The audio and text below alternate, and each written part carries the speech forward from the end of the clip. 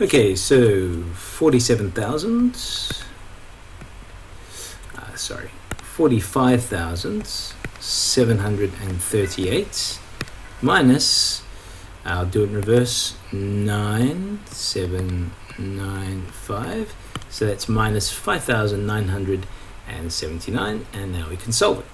Okay, so 8 minus 9, can't do, borrow from the place value to the left, that takes 3, I'm going to take 1 from there, so it makes it 2, and 18 minus 9 is now 9, 2 minus 7 we can't do, so borrow 1 from the place value to the left, makes that a 6, and that makes that a 12, 12 minus 7 is 5, 6 minus 9 we can't do, so borrow 1, and make that a 16, 16 minus 9 is 7, 4 minus 5, can't do that either, so borrow 1, so makes that a 14, 14 minus 5 is 9, and 3 minus 0 is 3.